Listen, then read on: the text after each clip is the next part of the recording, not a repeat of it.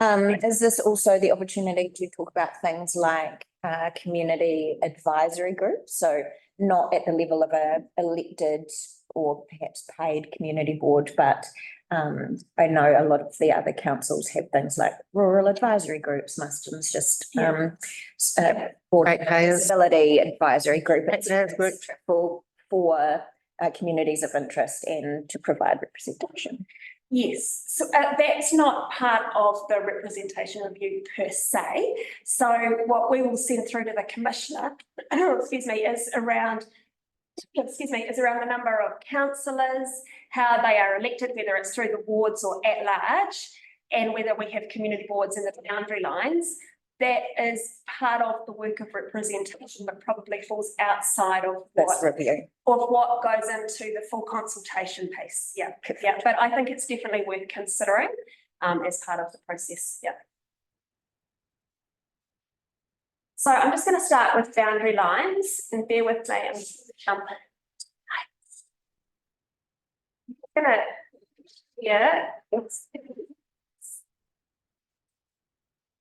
Morning, Beck. Are you going to share it? Yes. There is song and dance routine. Are you? Oh, so these are our boundary lines for our wards. Can we go, because that doesn't really show Martin Boroughs, it's only half. Okay. So Martin Borough.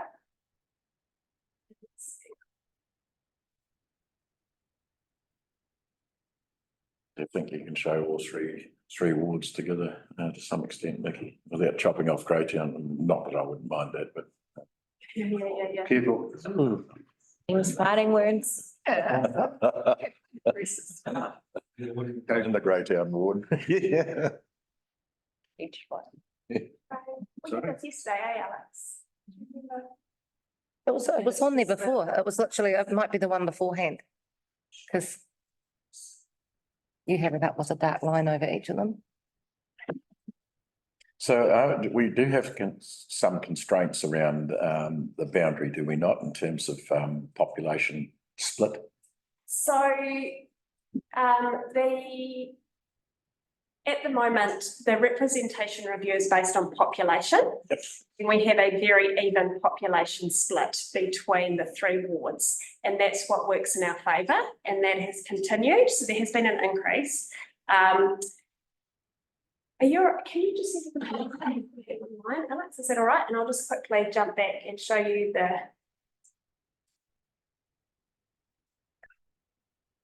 It's really weird. It was on the previous page, and then when it went up and came back, it came back with one with no lines, but the other one had really clearly defined lines there, that one. Yeah, so that's the one that we've got on the website.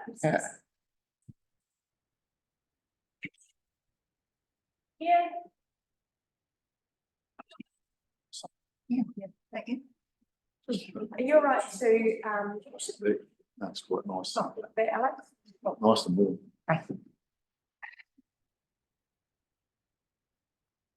Probably yeah. So what I'll do is quickly flick through to the population. So that's our population split. So when we talk about the wards, so representation review is very much about population. So you can see that those numbers are quite even across the three wards. So if we change the boundary lines, then that would need to be recalculated depending on the number of councillors. So if suddenly you split the Martinborough ward in half, you would effectively take that total number down, and so you'd be looking at less representation in the Martinborough ward. Yeah. Sorry. I know some of the conversation has been around things like a rural candidate or a rural ward. Yeah. But if we chose to keep the wards as the boundaries as they are, because that works nicely with population split, we could still have a rural candidate at large. Yes, well, you could have somebody sit at large across the district. Mm-hmm. So you have an option for a rural ward. Once we find the map, it's under stats. Yes, so like from that PowerPoint. Predominantly, Martinborough ward is the largest geographical ward, and so that encompasses most of the rural area. aspect. Greytown, not so much. When we did it, last month or month before, whatever, when we added in and we had another line with, rural people. Yeah. It worked out at about a third of the total in each area. Yeah. Was rural, which gave rise to my thoughts that you could actually have 2 urban councillors and 1 rural councillor in each ward, in each single ward, but you'd actually have. And if you've been right. So you'd split all the wards, so you Yes. basically have just Greytown as like the Yes, town, Featherston is the town, Martinborough is the town, and the rest would be a rural, a rural ward. Yeah. So that would potentially be at large. well, you'd have 3 rural wards. You'd have, Oh, yeah. if you had a rural ward, you'd need a boundary line for it. Yes. Yeah, so then, So you'd have a boundary line for the, you keep the existing lines you've got, but you. Add. So we would have 6 wards, not 3 wards, yeah, correct, Right. yeah, if that makes sense, but you'd have 2 councillors for Martinborough, 2 councillors for Featherston, 2 councillors for Greytown. And then you would have a rural councillor for each of those wards as well, and the numbers worked. Yeah, I think we're getting down into a little bit of detail at the moment, probably Yeah. to probably have a better overview, because personally, I don't necessarily agree with dropping the. I would look favourably at how we shape community boards in the future, and there's a good introduction about community boards for our coastal areas and places like that, for instance. So Greytown, Featherston, Martinborough, Torata, White, Narwee, they're our coastal communities, and perhaps a representation, Yeah. an official representation group on those coastal areas Yeah. enhances here. yeah, so as you can see, you'd have kind of like, yeah. Sorry, could I just, so you're saying that you think of that rural representative being on the community board? Is that what you're saying? Via a community board, so at those coastal towns having community. Community board Yes. rather than having Yeah. rural. Rather than a separate rule. Yeah, yeah. If you've only got. Enough, so. I guess. Is there out there, like, 3. to be able to set up a community board with another 4 elected members or whatever, like, 3, which is proportionate to number of people. So I wouldn't have thought there was enough for the, the, I'm thinking of Narwee, I'm thinking of like, Lake Ferry, I'm thinking of Tora. Those areas actually don't have a large population or even like, and when I say large, I know we're really small, but our urban areas are so small that I think it's just something to think about, because I don't, I don't. but I think that the subcommit, maybe when we get to it, Yeah. like maybe a subcommittee might be. I think they still need. Way to go. Well, yeah, absolutely, and they've got like all the different ratepayer, like Yeah, but they their don't- they ratepayer don't- association. They don't have a Right. formal. No, there's nothing from the council as such, except for the elected representatives who sit here, so. Yeah, so it needs to, we need to do the math with this, with population data. It needs to fall in plus or minus 10%. Mm. So we do need to have, at the moment, it's around about 1,000 as a representative number. So things like Greytown Rural would be an interesting number to look at. So you need to have the same number of population for each of those. Which we did last time, and it's Yeah. roughly about. Yeah. Yeah, this came up the last representation review, Kahutara and Taparamekau were the 2 areas that felt that their representation wasn't quite right. So they put in submissions, the last representation review, for the boundary lines to change, so that those 2 groups or those 2 communities fell within Featherston. They felt that they were not quite represented. Can you show us those numbers again? Because there was one town that was slightly Yes. lower, and I think it was Featherston. Yeah, there's Yeah. Yeah, So that, I mean, even numbers wise, that yeah. possibly evens things up. Yeah, and to be, so I think they looked at the last representation review, it was about 150 people, so. Because number 1 line falls within Greytown, but Kahutara it falls to Martinborough, so the 2 would lose a little and we Yeah. would gain a Yeah. little. If you're going to retain those boundaries as they are, and by shifting number one line used to be in Featherston, but it changed to because of the population split. But it's, but On the other side of my road, that side would go to Featherston, my side would stay with Greytown. We don't give a rat's. So we just put the line down the middle. nobody understands why with the second you cross that bridge, even though you're still in the lower valley of Martinborough, That was your. Greytown or your Featherston, like it doesn't make any sense, like everyone, like right through to the Moiki, you know, that's kind of where the shut off should be for Martinborough, because it just doesn't make any No. sense. They don't even, you know, I agree. like Martinborough is where they use everything, so. Let me, Should be Featherston. I'll just find the The Houtra should be Featherston. It should be under the Featherston ward. They think of themselves. boundary lines. We do a Taranaki, we think ourselves as being Featherston. My side doesn't. Alistair. Number one line doesn't. What's your street? Maroa Road. Right, and it's way through the Greytown. That's up to the substation. Layers outside of. So So your Maroa annex could probably go to Featherston. Taranaki is the district, and of course Taranaki is actually in the Greytown ward. Yeah. Stupid, really. One of the challenges you have to consider, like, it's center of this is good proportional representation. And then making your decisions within that space is not under representation, not over representation. And then if you go to introduce elements of change to get that better effectiveness and representation, you should also consider what are the issues. If you go for change, will the new shape of your representation reflect the issues that will spring up and the rate of those issues in the different areas? So that you're setting yourself up for success over time. With that in mind, Russell, is there anything from a planning perspective that we should keep in mind if we're thinking about the tweaking of boundaries? Like, I know obviously Featherston's, you know, sort of recognised as a growth node, but over a long period of time. So what I'm thinking, is there any kind of major development that we know is on the horizon in any of the three towns that would drastically change those numbers in the next 5 years? Under the district plan. Well, you will have intensification and growth in the towns, so people will be asking for that representation over, you know, in 5 years, 10 years. So you want to set yourself up to sort of match those expectations of where the growth is. That's my cautionary point.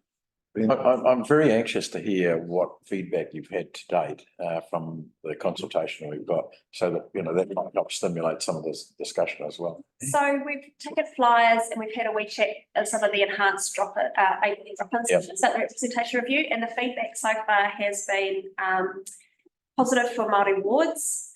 At large is of interest, so having some councillors sit at large across the district, and questions and support for community boards. But overall, what I took away from that was a general interest in representation as well. Like, the community did raise it, come and ask questions about it, which was positive. So Yeah, yeah. It's excellent. And is it, just my general thoughts straight away is get rid of your wards and have a at large. have everything at large. Then it gets rid of the whole Greater Martinborough Featherston thing.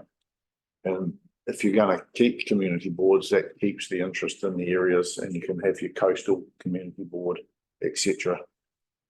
Which simplifies a lot of stuff, like the population split and everything else. Stops people saying, I'm a such and such ward councillor, and get out of that Yeah, I mindset. think Say, I'm a self-up a district councillor. there's a danger in that, though, that we would have an uneven split across each of our current ward boundary systems. So Ebbs and had flows. good, strong representation, good, strong candidates from Greytown, for instance. They might all get elected, and yet nobody from Featherston. Also, might make people stand up too, Colin. Yeah, for I that, don't- you know, make sure that doesn't happen. I don't disagree with you, but I wonder if a move from 3 wards with 3 representatives to just everyone at large in one step is one step too many. And actually a good compromise almost is around having several, whether it's 3 at-large candidates and then still some wards. So Then- start to see, how do those at-large candidates work? What's the split? Do they all end up coming from one town, or do we still see a split across? And how does that work against ward councillors? And then perhaps at the next review in 5 years or whenever it is, it might be like, oh, actually, that does work. Of course, we could all actually merge with two other councils. Yeah, or by then. Well, that's right. And one of the things that's been noticeable the last 2 terms for me, and this is from my observations, is that when I came on board in 2013, I came on board as a South Wairarapa District Councillor, and the fact that I was elected in Featherston Ward was only for that split. No, for no other reason. It was just basically so that we got even representation around the South Wairarapa District. We seem to have moved into the last couple of terms. We've moved into this. I represent Greytown Ward, or I represent Featherston Ward, or I represent, and that's not never. This term Yeah. we've forgotten. Yeah. Say that. Yeah, we are South Wairarapa District Councillors. We represent the entire electorate in the South Wairarapa, and it's really important when we're in the public that we tell them just that. If you remember in the last term and your term and everything, we were elected by ward, but represented, and we used to say it in every meeting. Yeah. We commit to representing South Wairarapa. All councils, so all councils and all councils are elected to wards, though, Wellington, you're the Lambton ward or you're the Peninsula, In Newtown. the wards exist. Oh, Lower. it does, but for no other reason than equal representation. Lower Hutt Absolutely, yeah. has some by ward and some at large, and Upper Hutt are all at large. Right. So, yeah, they, different councils, different, But about, have the same geographical spread that we. no. Is it worth, just throwing back to Nikki, just to get, I feel like there's probably still a bit more to go in the workshop and There is. before we sort of start. Yeah. Fair enough. It's logical. Might be here all day. Thanks really quickly. One to note is that because this is a representation review, it is a review of how the communities feel represented. Part of the process is we need to take into account the feedback, and any decisions that are made that are different from our community's feedback really need to be justified.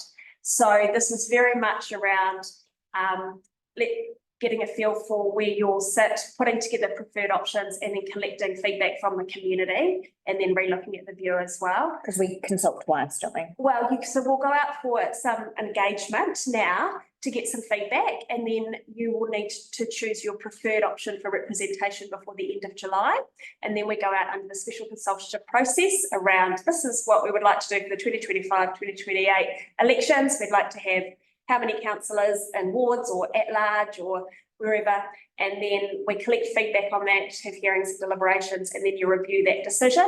And then the community has the ability to put forward objections or disappointment or concerns around that, and then they go to the commissioner for any additional hearings and deliberations.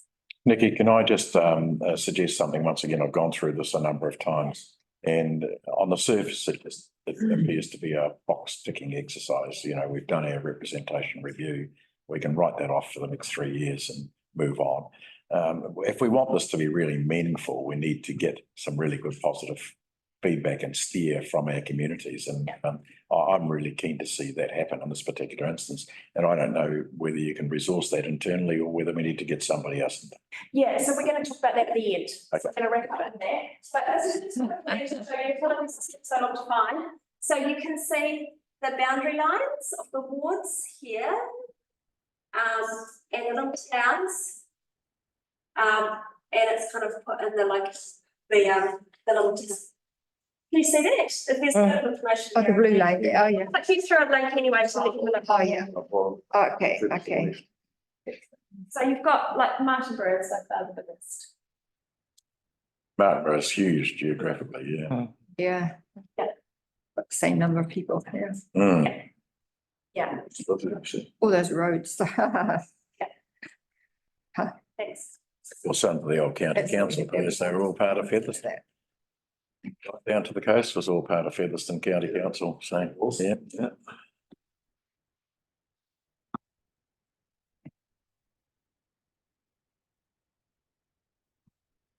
Okay, so this is our population change.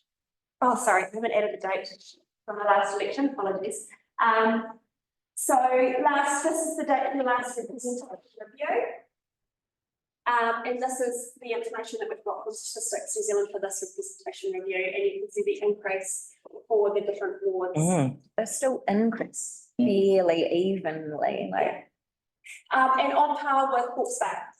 So pretty similar to the population increases that we've seen in the Hawke's Bay region, yeah. Yeah, it's surprising. I kind of thought, oh, there might be one town that. Yeah, that's interesting. Yeah, considering we've seen growth in Yeah. particularly Greytown and particularly Featherston. Roughly 500 people. Yeah. It's really interesting. Yeah. Martinborough will slow down for a couple of years because they can't attach. You They can't attach can't put it anywhere. up to the dunny, eh?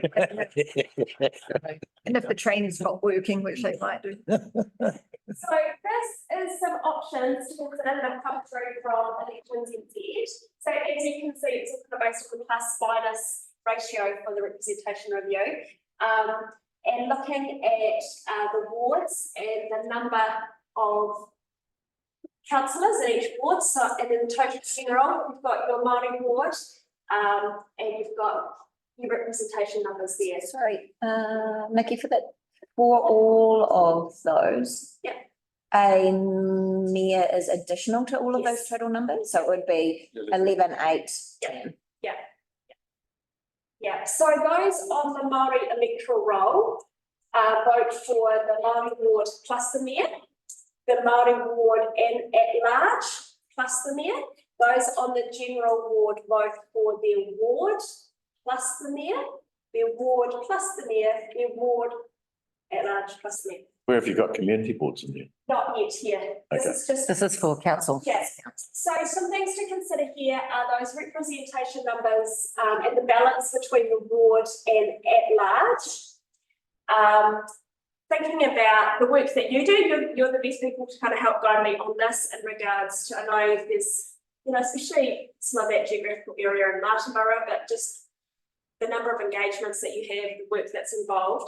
Also keeping in mind that the remuneration pool stays the same. So probably, you know, if you've got. Massive bucket of money. Total 10, 7, 9. That split is, you know, the same pool. Yeah. Yeah.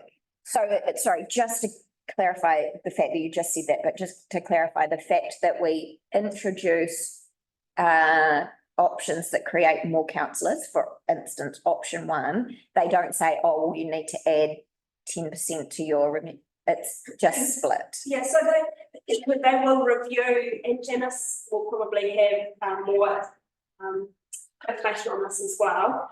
They will review the remuneration pool, and that remuneration pool may change as part of the review, but it's still. But it doesn't change based on the fact that suddenly you go, for argument's sake, from 9 councillors to 12 councillors. They don't add a third, they just. I think it's based on number of ratepayers. Yeah. Yes, Okay. that is based on number of ratepayers. That is my understanding of Good. that.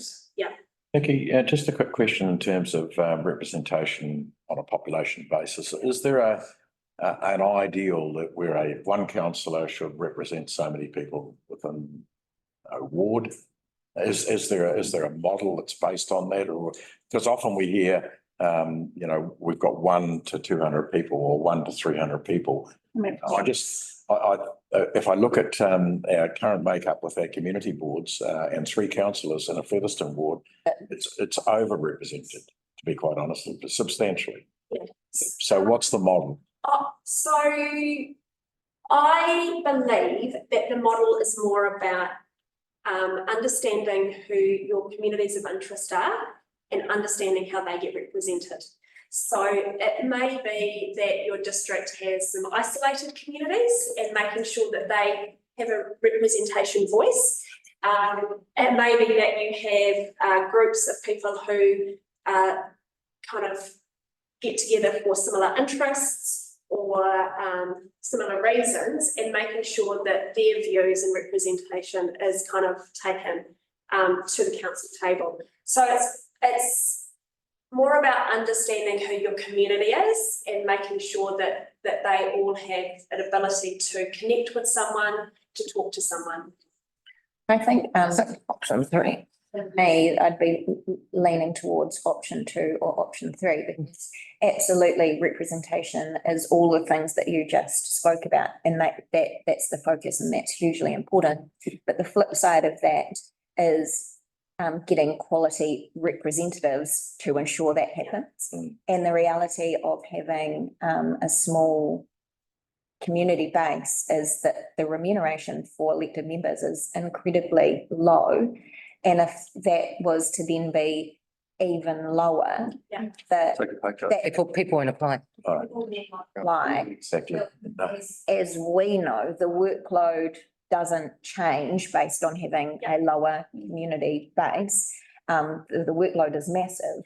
And to ensure that we get quality representatives at the table, you would have to lean towards 2 or 3 to ensure that that continues. Yeah. to happen. Yeah, just, I'm gonna come back to you, so just, I'm just gonna, you guys saw what Jenna said here? Yeah, So we have put in a request to increase it, they will review it. Yeah, that's very unlikely though. it doesn't hurt. So, hey, I still like saying that she went out and fought, but not. When I saw Janice's email, I agree with what everyone said about the. Yeah. I would hate to see an increase from 9, so I lean towards option 3. But I come back to my comment about rural wards, and if you change that large to being rural, I go, that's a really good way to do it. Yeah, so. But rural then actually cuts it, because then it has to have a, Have 2 rural councillors at large. but what I mean is it's actually going to cut it because it needs one, it needs to have different wards, which means it changes the scope of the wards. Whereas at large, I mean, I don't know, that's my understanding of it. I actually could be wrong. At large. I think what it is, yeah, if So you then, last night, Boz and I met with a whole lot of farmers on the annual plan. And it was very obvious that they do not feel represented around the table, you know, and I used an example, I said, you know, if you said something about sheep measles here, very few around the table, there's, you know, this has probably got more knowledge about that than most, but when they're talking about the issues that are applying to farms, very few people around the table generally have an idea on, you know, there's some of us that have lived in the community a long time. When I look, you know, but they feel that they don't have a voice around the table, and they're not saying we want to have, they have to put someone forward, like, this is the thing, it's okay to sit here, you know, and say that, but actually, they've always had the opportunity to put They have. someone forward. Jeppy, Diane Phelps Yeah, before. yeah, Jeff. Diane Phelps, Jeppy has only just millennium. Just a question, those options, Yeah. did those, who come up with those options? Election. So we have got some from their medical analysis. So they've kind of taken the data, because it's all based on population data. These are not hard and fast, we can kind of work with it, we can come up with our own. It's just as to give you a starting point to think about. Because there is no option of just at large, you look at the wards. It's like Oh, just at large. very much, pretty much what we got now. Yeah, totally. Yeah, There are lots of different options we should be looking at rather than just the status quo. which we totally can, yeah. Thank you. Okay. Just quickly to clarify, the line at the bottom that says we must retain a minimum of 7 ward councillors, retain 1 Māori ward. Does option 2 meet that? Like, does the Māori ward count as one of the wards? Yeah, I believe so. So this is what they put forward. I believe it's related to Wards. like it's the plus minus 10%. Population, yeah. Yeah, so we need to make sure that every councillor has effectively the same number of people. So if we start kind of having 2 less of one, then that ratio gets out of whack, which we can do. We just need to have a very, very good reason to justify it to the commissioner. So what we're looking to is fall within that mathematical equation of representation. Was that 1 per 1,000? Yeah. Colin, sorry. No, that's okay. Mine was more around remunerations, because I saw Janice's email that she sent to the remunerations. Mm. So what tenants- I'm just, Yeah, so this is what I just, so, with a ward, we would need to make a massive change to our boundary lines and our current ward kind of situation. That would require quite a lot of work, and that goes through to Statistics New Zealand, so it affects quite a lot of different aspects, not just of us, but also census data and things like that.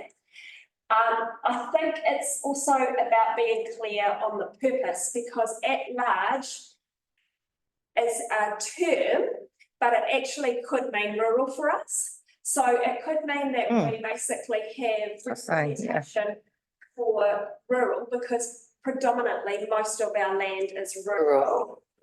Without needing to make a massive shift to our wards. It still comes back to, as Pip said, that if rural representation is, if we imagine that to be about farmers, it does still mean that those people with that skill and knowledge still needs. To stand.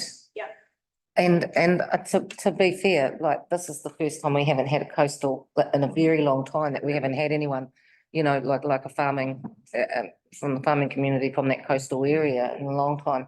And Aidan does a lot of work. There's no way you could have done it last. You know. year's meetings, but Mm, You're a farmer, imagine trying to keep up with last year's meetings. yeah, 3 a week. yeah. On any farm. Exactly. Excuse me, wasn't Asian seen as being representing farmers?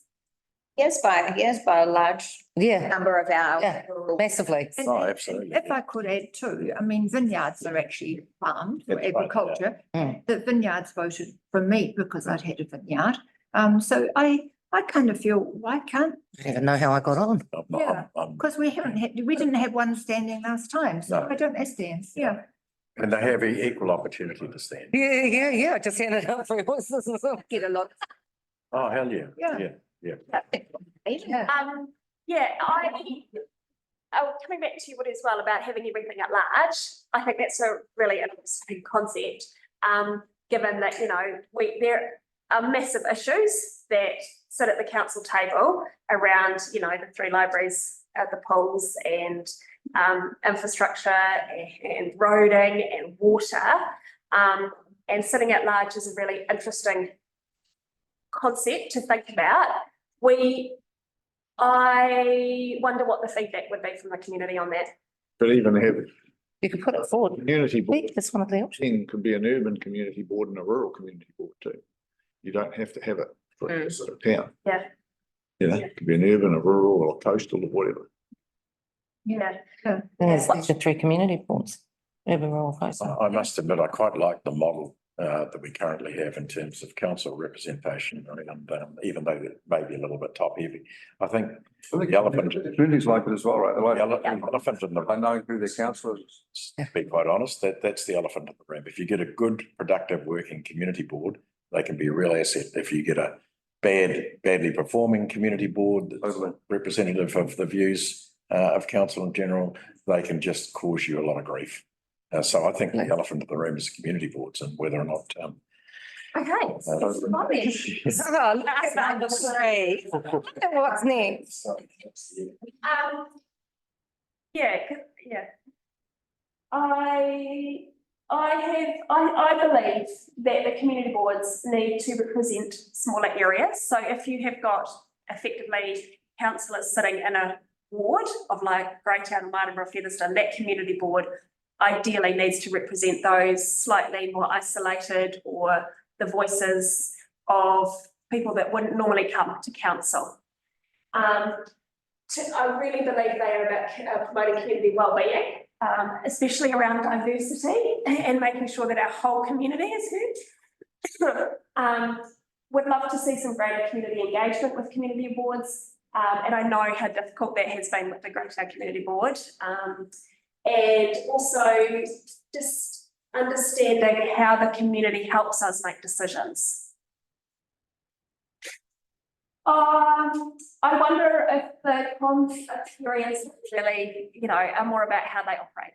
And What help came make back to them- the earlier statement about regardless Yeah. of what area a community board represents, whether it's the status quo or it becomes rural and coastal, for them to be effective, they need to deeply understand what their purpose is and how they achieve all of the pros and where that sits, because I think at the moment there is lack of clarity around actually what is the purpose of the community boards. And so currently we see the 3 of them operating in different spaces and trying to do different things because they're trying to create their own Yeah. purpose.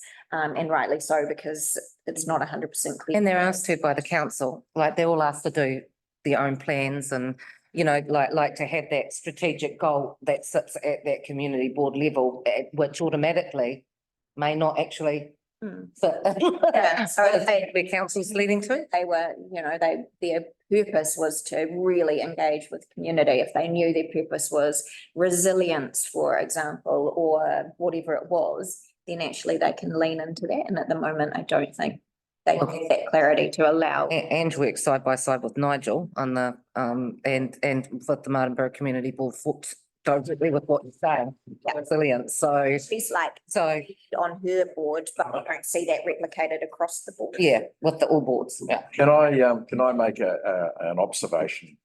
Because I think it's important we look at community boards from two different lenses. Because we currently appoint 2 councillors onto each of the community boards, who are our representatives. And the duplication comes in, of course, because you've got community boards elected 4 community board members, as well as the 2 councillors on there, all doing the same job, except the 2 councillors have perhaps got a little bit more power in terms of representation because they bring that directly back to the table. If you're going to retain community boards, you have to look at a big picture. You have to look at giving them extra delegation. You have to look at funding them in a model that's more appropriate to for use in the community. So it's not just a case of do we retain community boards in their current form, or do we look at them as being the direct link and forget about, if I use Featherston as an example, we've got 2 very good councillors on that community board, and we've got other community board members who hold down jobs who aren't necessarily in their town each day and aren't connecting with their community all the time. And that's just my observations, and I might be totally wrong, but the reality is that we've got committed councillors who are funded, even though the remuneration package is absolute crap, to be that link and to talk to their communities and bring them back here. You know, I'm probably the fly in the ointment because I'm not on community board. I chose not to go on there, and I was very pleased that Melissa stepped up to the role there. But I'm still connecting with my community. So we've got 3 very active councillors in our community. Likewise, Martinborough's got 3 very active. Greytown's got 3 very active communities, and you just proved that by what you organised last night, you know, so. I agree with you, I totally agree with you. I don't see the value of community boards in towns. I see community boards for more isolated communities like the coast, because if we're doing our job and we're doing what we should be doing as councillors, we should be engaged with our community. And you don't have to be on the community board as you're on Booktown and you're doing all those other things. And he's involved with the rugby club and sports facilities and schools and things. If you don't know what's going on in your community as a councillor, what's the point of being here? And I'm sorry, for 5 years now, I've watched the crap that comes out of our community boards, and it adds nothing to the conversation around here. That we Sorry, I just, sorry, Yeah. I disagree with that, but, you know, respect. Can I hear Janice? But I know that you know what's Can you going hear on. me? Yeah, I can hear you. So, That's right, that's right. I think in some respects, Colin kind of summarised everything that's going through my head at the moment. Community boards are your link back to the community, but they have to have purpose. And just going with what's in the Local Government Act and saying that's what a community board does results in them trying to fill in the gaps themselves.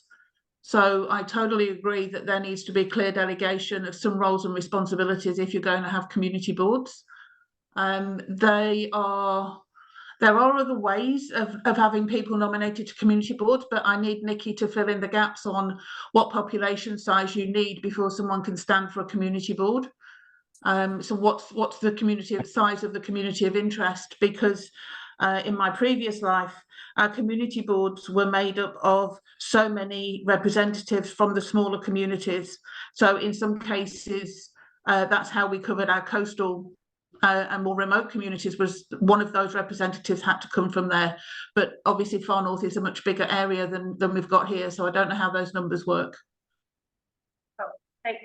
Thanks, Janice. Thank you. Yeah. Excuse me, Nikki, is the constitution of a community board dictated in the Act, or is it dictated by our decisions? Because the reason I ask is at the moment we have the elected people, then we have two councillors. But does it have to be like that? So there is some, there is an act around community boards. There is legislative purpose, which is mainly around providing information on financial security. So hence why the community boards got asked to submit the information plan. But then, yeah, and I think that is quite tricky. Like, oh yeah, Janice, do you want to jump in here? Yeah, I think the decision as to whether there's community boards or not as part of your representation review, which is what you're doing, going to do now. I think if we go through the Local Government Commission with community boards, then there are certain parts of the Local Government Act that relate to how those community boards operate and the things that they have responsibility for. And that is more about what our community boards are currently doing, which is that interface with the community and those kind of things. What it's lacking in the Local Government Act is that direct instruction or guidance as to how the community boards and councillors interact and how you get them working in synergy with each other as opposed to fighting each other. That's not clear in the Local Government Act at all. Yeah, the council can delegate some additional responsibilities to community boards if it so wishes as well. Well, what I was thinking of, if we go for one of the options regarding how many people from each ward, if we stick with the current constitution of the community boards, then what happens is if you have two ward councillors, they are automatically appointed to me because there are only two. Now, my sense is that not every councillor wants to be on the community board. And I mean, what happens if one or two say, no, that's not what I'm going to be doing? I mean, what happens to the community board? And I have wondered whether a community board wouldn't, the elected part of it wouldn't be better to say, well, look, for the next 3 years, our focus is likely to be on resilience, for example. So what we would like is somebody who, if you like, is co-opted, not necessarily a councillor, who has expertise in the issue that we want to, or for example, in the case of say the Martinborough Community Board, the thinking might be that actually it would be really useful to have somebody from Wee Lake Ferry. Let's go and ask the Lake Ferry Residents Association to nominate somebody. I mean, it seems to me to be a lot of options, if they are admissible, that would get a different type of representation focused on a particular set of maybe concerns, issues, goals that board has for the next 3 years. Yeah, Janice? Yeah, can you check that? Because I have a feeling that they do have to be elected. That's all. So the same with the community boards, and then it has the council, because they're elected members. So being able to have someone. The community under law as the members of the community board, members elected under the Local Government Act. Yeah. And members of and appointed in accordance with the Local Government Act by the Territorial Authority.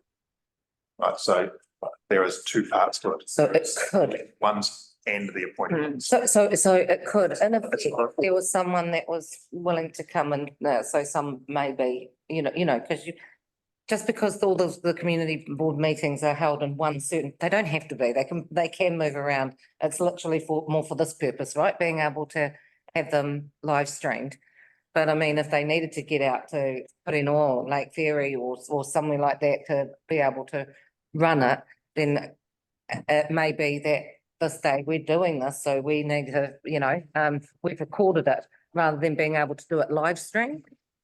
Something like that, so that way it can still be and have that rural connection, because if you can actually have someone nominated from within, it changes it. Also, to your point, Martin, about coming from within the ward doesn't have to, but you could appoint a councillor to be the council rep on every community, the same person.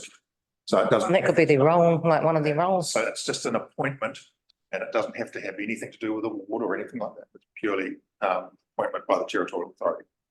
But it is an elected, and it's not a elected or, so it's got to be a mix of the two. This, So we could be a bit more flexible. Absolutely. Did you have something else, or?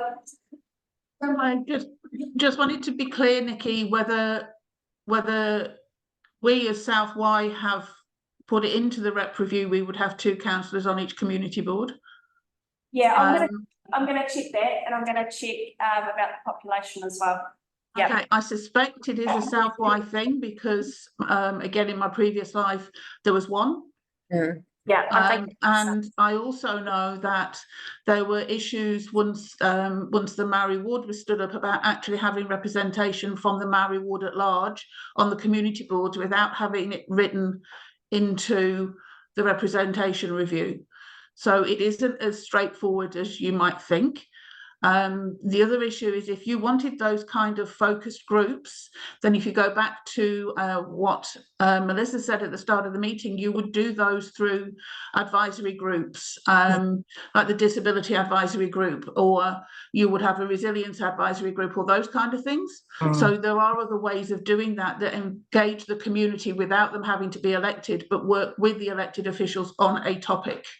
So it wouldn't be something you would necessarily delegate to the community board to run for you, because you might not get the right people in the room. But there are other ways of achieving that outcome. Thank you, Yeah. Dennis. Thanks, Jan. Just a question on the boundary or the representation of the community boards. If there is an interest from council to look at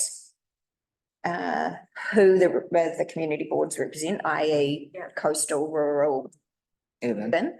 How do we get that into the review? Like, how do we ask that question around, do people prefer that the community boards remain status quo in each of the 3 towns, or would they prefer that option? Yeah. Yeah, 2 things. So how do we get the feedback? And Yes. also How do we ask? checking Yeah. with Elections NZ Yeah. in regards Is to how that that works possible? under legislation. Yeah. Does it say on the community boards how many members they must have? Is it fortnights? It doesn't? Like, so So I mean, it could, it could in fact be 1 from each town in the urban Yeah. community board. And a couple of things to remember as well is we didn't have enough people running for election for the community board. Yeah. So that comes back to your earlier point as well. do Melissa, in people regards to- understand do they understand the purpose and what, and actually the remuneration for community board is Yeah. tiny. What is it, 3,000 a year? So again, really, let's be honest, it's a volunteer role. The role is still quite time intensive. To get quality people at the table, firstly, you need to understand your purpose and be driven by that purpose, so you actually want to volunteer. Yeah. And then once you're in the role, you need to feel that your role has purpose, so you're making a difference and Yeah. you're adding value. Yeah. So I think, yes, the question to our community is around, should we have community boards and who should they represent? But internally, we have to do a lot of work to make sure that if the answer we get is yes, community boards are of value, that we actually make them of value. Yeah. Because I think we get to a point where those that are on the community boards actually go, why am I here? What value am I adding? Agree completely. Mm. Yeah, agree. Okay, I'm going to keep moving it along because there's not too much more to go. It was really just around where we go from here in regards to engagement and timeline. I would like to just, given that the last representation review pulled up Kahutara and Taupara Mikau, just to get some engagement from those areas as well in regards to. And can it also include people just across the bridge up to Moiki? Because, I mean, I still remember when Marcus Daly had his place just up the top there, and then he rang me because he couldn't find my name. Like, like when it came to, he was like, well, I'll get up and open it and I can't find you, like, and on my paper. And I was like, turns out that you're not in my ward, so. Where's my wicket? Where's my wicket? So right by where the fire was. Oh, okay, there, yeah. Yeah, the road that goes that way. Yeah. Yeah, that's Moiki, and that's actually got a mana whenua Waihinga Urupa there. So, you know, it's always been a part of Martinborough and even that kind of affects people. So I've got some papers going to the community boards. They're meeting in the next few weeks just to let them know what's going on and to get some feedback from the community boards as well. I'd really like their voice in this. And then Alex is here as well because we'll look to do some push out through website, Facebook and engagement with our community. Around, these were my initial thoughts, but even just hearing. Can I ask a question, Mike? Colin actually brought it up and I hadn't really, I didn't know that Featherston had actually encompassed all of the coastal areas. I'm just. Back in the county council days. Yeah, but it means at some stage there was that boundary and what I'm, That was great. That was the whole south. yeah. Was Featherston County. Was Featherston County Council. Oh, yeah, you're talking about the county council, okay. No, because I was thinking more borough, but I'm just wondering if there's a way Yeah. that if you were to look at it, instead it went that way around, and that's another ward. So to actually go around our coastal area and rural, and that encapsulates both of those things. So if there could be a ward like that, and then you could still have your. So it would, So it would be, you know, if you went 222. And then Māori ward at large and coastal rural or something like that. I mean, can we just see if there might be enough numbers would doing it that way? Would it be a good idea? I mean, obviously, when we go out to our communities, we've got the existing structure as it stands at the moment. Yep. So that's fine. That's a starting point.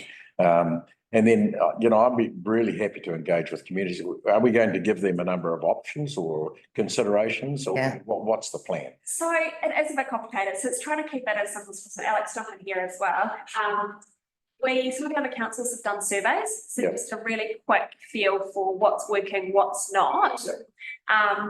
We also talked yesterday about possibly doing some more in-depth because there are so many things to consider. Yeah. It would be good to get a general feel, and then also a bit more of an understanding. so what you're saying though, right now, we're looking for, the push out to the website, Facebook engagement, is that still the general feel, or those are the things we'll do once we've firmed things up? Because there's still two steps, general feel, consultation. So the special consultative process will be based around your preferred option for representation. Based on So what we'll do is we'll go out and I'm just gonna. So around July, August, we will go out for full consultation and say, in the 2025 and 2028 local elections, South Wairarapa are looking to have, and I'm just going to make this up, one councillor per ward, one rural ward, and one councillor at large in a Māori ward. Excellent. Right, we'll write that down. So that's your feedback, like the enhanced annual plan. So it'll be a full engagement And we'll process. do the in-person And- engagement through that as Yeah, and we well. can do in-person engagement through that. And then you'll have deliberations and hearings and deliberations. Yeah. And then you'll sit down again at the table and say, well, everyone came back to us and they said, we want to go all at large, you know. And so we'll go, okay, let's change it. So we change it, notify the community. This is the final decision for representation at 2025 and 28 local elections. If you have concerns or objections, you need to submit them by this date and they will go to the commissioner. and So the they don't commissioner- come back to us, they go with our decision. Yes, Yeah. they are just objections and concerns and they go to the commissioner and then the commissioner makes the final decision. The commissioner is predominantly looking at that plus minus 10%, so that population representation. But we do need to show that we have done full consultation, that we have considered everyone's views and the reasons why we haven't taken on board their views. And yeah, it's done in April 2025. Picking up a point both that Councillor Pitt and Councillor Colin have made. One of the things that kind of voters, you know, residents feel quite strongly about is that sense of history and community of interest. And I absolutely agree with Pip. If you go and talk to anybody who lives along Moyka Road, they feel that they are part of Martinborough. They shop in Martinborough, their friends are in Martinborough, they go to church in Martinborough. They actually feel mildly offended to think that somehow people don't recognise that. If you go to Kahutara, you get a little bit the same thing. They feel that they are closer to people in Featherston send their kids to school there, for example. Nobody in Martinborough, to the best of my knowledge, does the same sort of thing. And so you have to recognise that, you know, that people, it's emotional, it's not necessarily rational, but it's historical, and it's the sort of thing that people can get quite stirred up about. And there's no need, I mean, sometimes you will get the position where the 10% rule just forces us to do certain things. But if that's not the issue, then I think we should take account of those sort of historical community. I mean, part of what we're trying to do is strengthen community. So let's do that where we can. And you tell me Tauwhananika feels much more part of Featherston. I think we've already agreed to engage with communities. But that's what I was just thinking though, because if you actually change that because of the new amount of houses that have gone in through Moiki, you may find that just by changing that part, that adds more of the rural structure on that part to be able to be added in for a rural I think councillor. there is a bit of work. So I've taken away, there's a bit of work to do on community boards, and there's a bit of work for me to do on understanding what happens if we move those boundary lines. So understanding the work that's involved, any potential consequences that may come out of that. So we've got a full picture. And I've put in for potentially another workshop if there is a lot that we need to work through in regards to that. So if you want to live in where I live, you're in the Greytown ward, we're in the South Featherston Education Zone, and we're in the Featherston postal thing. So Nikki, torn in three different directions. Last time proposed changes through, and there were a couple of that might have been 2018, I think, when we looked at geographically the boundaries and resettled the boundaries. And I include Taranaki because Colin Wright was on council in those days, and he wanted to kick me out of Greytown, so it was quite useful. But when the final proposal went through to the Local Government Commission, they turned around and rejected it based on population number. I thought, did council not decide not to change it? No, the council were quite keen to change, but the advice from Local Government Commission. How much do we take into account natural boundaries like the Taranaki River? Because no, that doesn't make it easy. on a matrix. I think they do it on a matrix. What used to be. Yeah, access. There's a whole raft of scenarios they put into this bloody big churning machine, and it pumps out whatever. They wouldn't actually set foot here to work it out. I know, but you get to the ridiculous situation where the boundary is actually in the middle of the road and not one side of the street. And we don't want to do that where we've got very natural boundary features. We don't mind keeping Alistair Greytown because that's where he lives. Look, I mean, basically, if you get to Morrison's Bush, you've gone too far. That's Greytown. Don't go. Okay. All right. I'm gonna wrap it up really quickly. I just want, Alex, is there anything else for what you need for the initial engagement? Sorry, just really quickly. Do you know much about community action groups, and is that type of conversation here? Science. Kegs. No, go. No, so there was some councils use community actions, and I think there was one recently that introduced a disability advocacy group. Masterton. Yes. Yeah, Masterton did, yeah. So is that something that we could look at having here, so that you could have things like a coastal community action group, you could have a rural one, you could have, is that? Yes, absolutely. I actually was I put up with someone yesterday about the Masterton one. Yes, so but that will fall outside of the representation review. As Janice mentioned, that's more about setting things up as advocacy groups. If we were looking at, for example, if we were looking at maybe not hey Eden, community boards that instead of having boards tied to each particular town, you could have action groups. It's not part of the official representation. I feel that's I think that's a much better approach. Just, Yeah. in terms of ratepayers associations, I know that Featherston, over the years had quite a staunch, ratepayers association and Yeah. made strong representations to councillors in those days. Also Greytown, very strong in terms of their ratepayers association. Yeah. Narwee's a prime example of a very functional, Yeah. rate Lake Ferry. association. We could have, something set up for disability, for a voice for disabled people around. There's a lot of Don't have the wine barrel action group. parts of our community that aren't comfortable engaging with council the way that it's set up. Or don't see themselves reflected here. Yeah. Yeah, that's good. I could, One of them. it's worth considering. And if you've got a comment as well. Oh, you're just on mute. You try and unmute, and Talk to the hand. It's like that. It's like that. Put it on and then they've changed outfits. Apologies, team, for dialing in late. And I've just heard that conversation about representation groups. I'm wondering about, and I don't know whether it's already been discussed, but a rural advisory group. Yeah. Yeah. So the comment was that Sounds like you're rapping. City council. So, sorry, Aidan, you're just cutting Sorry? out. Yeah, I'm We heard the first part about the rural advisory group and then you cut out. So I don't know if that's already been addressed. Yeah, thanks. Yeah, I think Janice has just put up a very good note. Yeah. What is she talking about? About So it's- more information, more. firstly, advisory groups fall outside of this particular representation review, but that's not to say that we can't look at them separately. Workload requirement of representation groups, councillors and communities. That's fine. Yeah, absolutely right. Yeah. Yeah. Thanks. Thanks.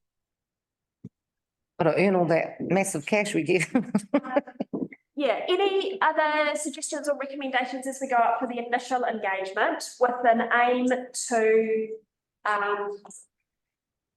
have a kind of adopt your preferred option in July? Because under legislation needs to be done by the end of July. Is there anything that you would like to know, any things to think about in regards to this initial engagement? I think it needs to be, at this point, it needs to be quite broad, because what we are looking for is the community's feedback. Some guidance, right? Be trying to drive them in a direction at this point. Yep. What we're looking for is information that will drive us. in that Yeah. direction. Exactly, yeah. Personally, I quite like number 3. No. I know that we've got, I think, facility to have a youth representative on that council, but is there a way to have like a youth more than Voice. just like, you know, shoulder tapping somebody to come along to council, or, you know, however that would look, more to have like a shadow youth council? Yeah. I know it's very separate to what we got, like I know we're specifically asking about things, but we're looking broadly at how the community is represented. I think I'm the youngest one in the room. Show off. Just. Yeah. Yes. I'm the oldest one in the room, I can. Well, I'm not- no. Clarification is that you have had youth reps on community boards, Yeah. serving and expressing concerns and responding to questions, Mm. namely Featherston and Edinburgh. But not this. Janice has got her hand. Well, that's a community decision. Yeah. Janice. Yeah, Janice? I think, and this is something that maybe Nikki and the team need to take away, you can get external funding to stand up a youth council. There is definitely one in the far north that is externally funded as part of the council setup. I think we need to be clear, or Nikki needs to be clear about how you want to receive back the questions that you've left with her today. So the questions we've got around community boards and those things that she's taking away, how do you want that information back? Do you want another workshop? Do you want a briefing document? How are you going to let Nikki know what you think about the answers she finds? So we just meet at 3:30 this afternoon. That'll. That probably isn't going to happen. Useful, Janice, yeah. Yeah, I think another workshop. Be another workshop. Yeah. Prove that, you know, we can get through these workshops in good Time. Yeah. don't need, don't need Just hours. wanted to be clear so that Nikki knows what she's aiming at. Yep, Yeah. perfect.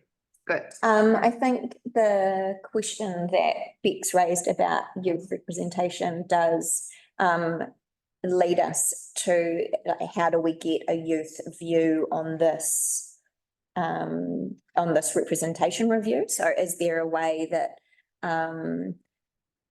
this information could go to Kuranui College, for instance? Yeah. Right? Or can we host a youth event like we did for the master plan? What do you, This is, our youth coordinator is gonna be meeting weekly with Kuranui, so I'll chat to Steve about how we, because them into this. I know that Janice said youth council, that like that there is some, so what it may be is that perhaps through Kuranui, which is our South Wairarapa one, anyone that's from the South Wairarapa, you know, that there's a student there may be able to actually be, take a part in that, to be able to start feeding back any concerns or things like that, that we might miss sitting at this table. Can I just, we've had youth representatives on community boards over the years. They've sort of attended a couple of meetings and disappeared because they probably find it pretty bloody boring, to be quite honest. But if you had a youth representative that was elected or appointed, for instance, with a real commitment, then that can add a huge amount of weight. But the reality is Well, a youth council is a totally different thing. Yeah. So there's one person that comes and sits amongst. All of us. yeah, all that stuff, old buggers, yeah, or young buggers. And then it's just feeding it back. So whether or not that, you know, if they have a chair on their youth council or, you know, that would be their representative that would come back and feed back to us. And, you know, I think because our last, the last youth representative that was on the Martin Borough Community Board, of course, he's gone to university now, so he's, you know, he not here anymore. But he was fantastic because, the information he was able to get out in the community, because just seeing what they wanted with a skate park and no one did, they wanted the pump track. Do you know what I mean? Like, so it's very, very interesting to kind of go, okay, well, we'll make sure we don't start feeding stuff back that actually the youth that are going to use it don't want. So Janice has got a hand up again. I'm keen to hear whether she had something in the far north or some. No, I was just going to suggest that maybe Nikki reaches out onto the Taitura listserv to see how other councils incorporate youth into their structures and feeds back to you on that one. I'm sure there's a multitude of ways that this can work. So it would be good to learn from other councils rather than trying to recreate the wheel ourselves. Yep, totally agree. I've got 4 stakeholder groups that have been mentioned quite a lot this morning. The youth, aged, rural and coastal. Is there anything else that any other disabilities? Rainbow. Yep. yeah. I'd like to see that when you do go out and you start developing the initial thing, that question of representation is It's in there. there because, you know, and I've heard comments out here, but actually we need to hear from the farmers themselves and our rural, if do they want to actually have the voice around the table? For them. Yeah. I know what I'm. But I know as well, like that. I mean, you know, the ended up. I mean, it was enough. It was definitely time for GP to like. I mean, just the amount of work that was being asked around from for this table, the amount of work that we were ending up having to take on. You know, it was like three or 4, every week. And Just one further insight. I think one thing we don't do very well maybe is look at succession in terms of how like Jeff is a prime example of how he had a lot of experience and brought the rural lens to the work. And it's through his efforts that he's continued to touch base over things like the district plan, isn't it? So, you know, we should really be thinking about how all of you as a collective, when you decide that it's time for you to move on, then we continue to harness your insights, your knowledge to better inform future decision making as well.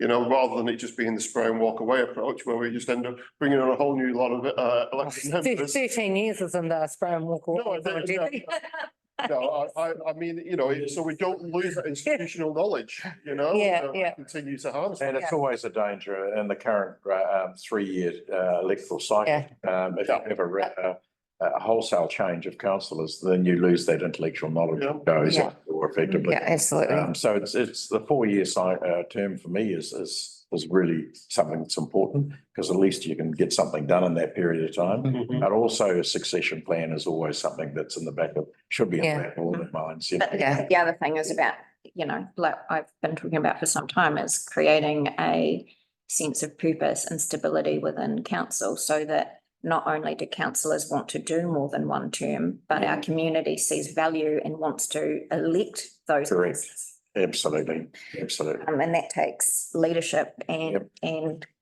good management on our part. Yep, totally agree. The other thing that we haven't really talked about it, we've sort of talked around it a little bit, and that's the actual numbers of how many people there are in our district, and we have a huge Geographical area, yeah. about the numbers of people in our district, and we represent about 1,000 people each. Is that excessive? And then you add community boards on top of that. You've probably got an elected person representing about 300 people. And So I mean, I asked that question before, what's the ideal model? Well, and that's perhaps what we need to, is So will we- 9 councillors and We asked. That's why, members. Is that excessive? So that is the question is around number of elected members. yes, yeah. So I think that's why we really have to ask, should it be that 7? Should it be, like, But it's not just councillors. We need to actually say it's the whole picture, because there is 9 councillors Yeah. and there's 12, I think there's a 12, 4 in each. 12. It's 4 plus 2 councillors. 12 Oh, yeah, I know. members as well. So now you're talking 21, hitting 9,000 people. Aidan, and it's good to know that it doesn't have to be 4. Because that's I'd, where we tend to get caught up with a lot of the community boards. I just hear that conversation, and Al, you're taking into consideration, all of the elected members, including the community board members. However, I think, just remember though, that the community boards are providing governance at a lower level, and the information that they're picking up from the community, they're feeding up into the councillors to come around the council table. I think, it's that same sort of discussion about, if we go and do an amalgamation with all the other councils in the Wairarapa, are our communities going to be losing their representation and a voice around the table? I think where we are at the moment with our community boards, we receive as councillors, we receive not only information from our residents and our ratepayers individually, but we receive it fed up. It comes up through community boards to us as well. And some of the people that are talking to community board members wouldn't be talking to councillors, and likewise. And is it sensible to have more community board members than councillors for each ward? Like, why do we have more community board members than we actually have councillors? Oh, so Aidan, you might have missed the conversation that we had a little bit earlier, that actually what it is though, is that possibly that there doesn't need to be 4 on, 4 elected members per community board. It could actually be 3. And then where does it sit? Is there able to be so is it going to be from the look of an action group or something that so rural could come and speak, or those types of things, or would we and then would there just be maybe one councillor that represents each of if we went to at large, would they sit on the community boards, and that's their like one of the things that they do, or be from each ward? So looking at those things as well from the community board level. But it was quite good to hear that it wasn't, the structure that we have now isn't necessarily the structure without losing them, but the structure doesn't need to necessarily stay as I guess, larger than it is at the moment. Apologies for coming in late and missing that. No, that's all good. Oh, no, you. Presentation, I'm going to catch up as well offline, if you want me to run through anything else. I've just got 2 last points. The first one is just, Okay. we Māori wards. So there will be a decision if the legislation goes through in regards to Māori wards. So at the moment, we are working on the legislation that is in play, which is what we've got. So it's status quo Māori ward for 2025 and 2028. So we're keeping a watching brief, and I will inform you all in regards to that legislation when it comes through. But I am very keen just to get a high level gauge of where you all sit in regards to the information that's come through and your views on Māori wards at this stage.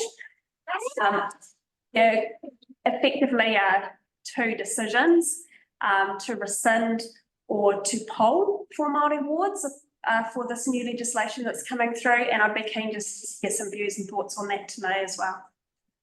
So you're saying that would be as the 2028? So they're effectively talking, and this may change because the legislation is still being written. Yeah.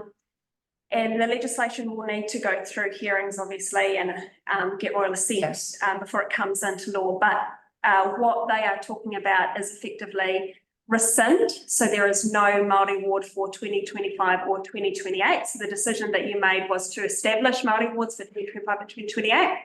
The second decision is to rescind for 2025. So no Māori ward for 2025 training, but to poll at that election for a Māori ward for 2028, and that poll would be binding for the 2028 Māori ward. Or keep the status quo and have a Māori ward for 2025 and poll at the 2025 election to decide on the 2028 training. So either way, we won't get a Māori ward till 2028. Or 2025. Well, no, you can't. Well, that's what she said. So 2025 and then you poll. But council must make a decision to poll. So there will need to be a resolution to poll in the To the 2025 elections. Yeah, so you'd still need a poll, but you'd effectively guaranteed a Māori ward for 2025 for the trade. If the poll Yeah, and the decision on supports. poll Yeah. would be the outcome for the 2028. Trade-in. So my suggestion is that we made this decision already, and I'm really cross that central government have got to poke their nose in and try and reverse it. And I think, to be fair, they've given us some direction in terms of getting community support or feedback or polling our community. I think we have an obligation to do that prior to the 2025 election. So That won't make any decision. That won't make. So I had a word to DIA on a Zoom, and I did ask them to, because I said I wanted to know how they can be, telling local government that we need to put our big girl pants on, or, and pull them up and get the work done ourselves. And then in the next minute, they're actually trying to tell us that what we have to do. So that was my, So that was, if we do that was one of my issues. And the other thing was, if they're wanting us to do a poll, where is the money coming from? Because they've already said that they're not giving any, but if they're going to put this in place onto local government, then they need to find out, like we want to know that they're actually going to help to pay for it. And the IA was going away to actually have a look at that, because no one has asked it. Well, that's not answering the question. If what I'm saying is that if we were to poll our community tomorrow for a Māori ward and have that support, would we have a Māori ward? Would we be able to be set up in the October 2025 elections to be able to elect somebody to a Māori ward? We can still do it now. That's our status. We can do it now without the poll. Option 3 allows us to have a Māori ward in 2025. Right. Yeah. Poll. In 2028. I understand. Sorry. Yeah. Yeah. Or lose. Yes. Yeah. The legislation is purely around the removal of the poll for Māori wards. Okay. It's 2021. So it is a reinstatement of that legislation and a rework of all the councils that made a decision from 2021 onwards. Because it's not small, it's 45 councils. Yeah. So why don't we do just that? I mean, I would support that. Yeah, status quo, yeah. That means we have them from 25 to 28. Yeah. Okay. Unless you're the Māori Ward Council that runs for 2025 and finds out that the poll doesn't support it, so you're out for 2028. Yeah, I know, it's hard, on That's right.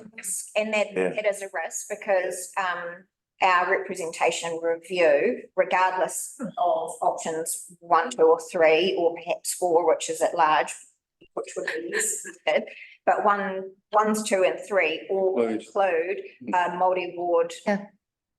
in it and Yeah, they do. total numbers, and particularly options 2 or 3, if you were then to lose in 2028 your multi-ward, that does So, yeah. it does affect the numbers. Yeah, and there may well be additional work that comes out of it as well, so I Oh, would for sure, like to have a mini review fall into place, because, yeah, I think Sure, yeah. there's extra work there for that, yeah, that purpose. Okay, lastly, thank you all for that. Lastly, this is, Alex and I just starting to look at, the engagement push out over the next few weeks. So, any other thoughts? Ideas, anything you'd like to say? Are we able to perhaps just see the survey to make sure that that we completely get it and understand it prior to it, just so then that way, if there's anything that could be even more plain, I guess, things like that. But like we can't stand. I would, absolutely. Yeah. I know from a, Yeah, we went through quite a lot, I must have, to, trying to resolve. paper-based. Take it away. But if we could see what certainly Bex and I have heard through the master plan and through EAP is that people are tending to, tending away from social media and really do appreciate posters and Yes, things that they can see while they're in the supermarket, the library, their local store, those. Yeah. So, and we've seen the success of that here in Martinborough. Yeah. If we can lean into that. And just direct them to the website to then potentially do a survey or. Yeah, But if we can go back email. through means other than online. Melissa, I think also to our personal email Yes. groups, we do have to involve our person. just so, we finish this first. I've got something to say, because it's not about it. So just on that, is there any appetite to have a drop-in session? Would you be open to that? In each, Would that add to the debate, or would that, ultimately, we're elected at the moment, we have our view. I'm really keen on hearing what our community. Yeah, I don't want to muddy the waters by, because they're like, well, what do you want?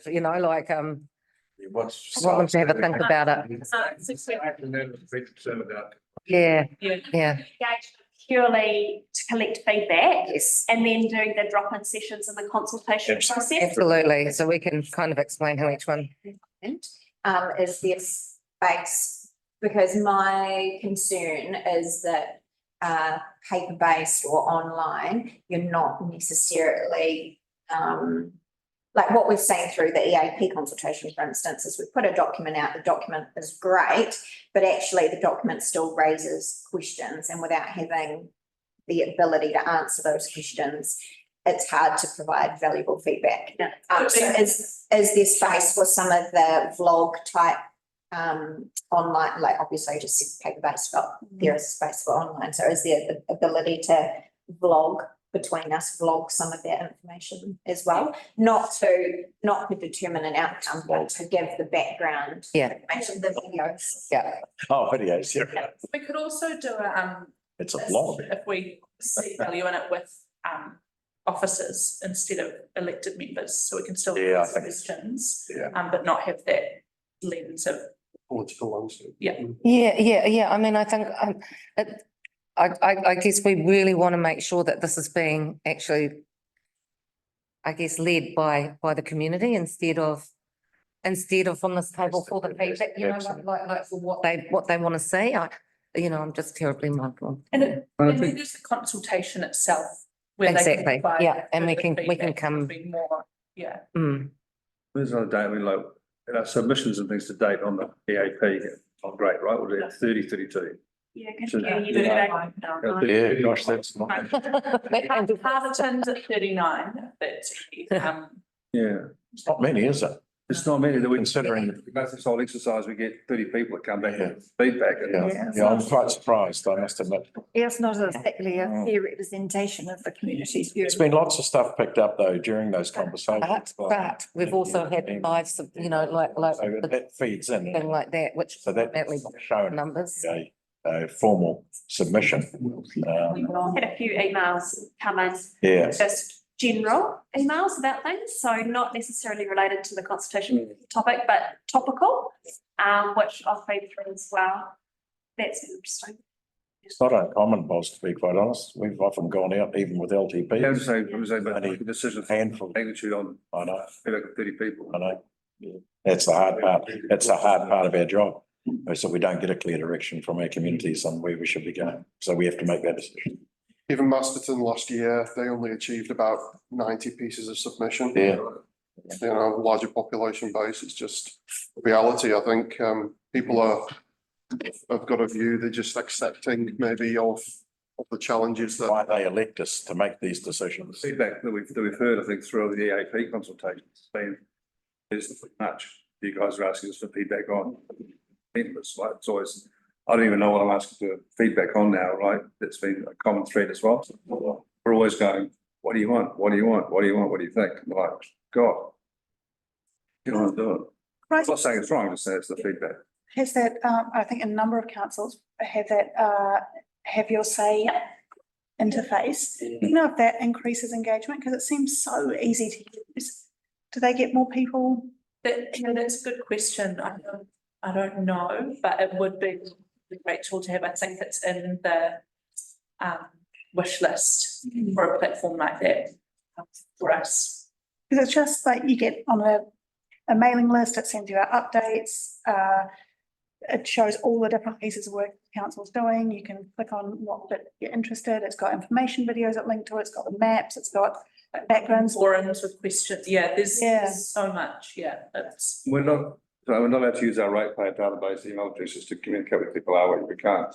That I'm picking up that conversation with Janice. It was a firm no last year. Amanda and I tried to pick it up, but Janice has another. The information that of feedback on that I was given was that when you sign up to get your rates, and it is, would you like to receive your rates invoice online? Yes or no? Yes, great. Right. So really, So we don't actually have permission to see Right. other.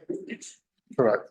we can look at the opt in and using it. There's, yes. Does antenna have any further capability other than like us pushing message and information? Is it more of a? People can use it to report, issues and things like that, But not sort of for a common. not a collaboration, no.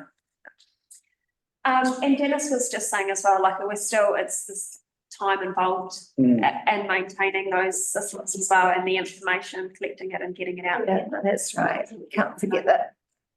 Thank you, Nikki. Oh, thank you all. Well done. Where's my raffle tickets, Melissa?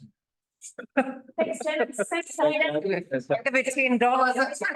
You don't give any raffle tickets, she's just keep $10. Was that not a donation? Jesus, I don't know. I gotta keep in mind. If anyone wants to come and get there, find out what their blood type is, because it's just the start for us to get the, we're going to get the blood drive and that. But yeah, for the real communities and stuff to be able to give blood.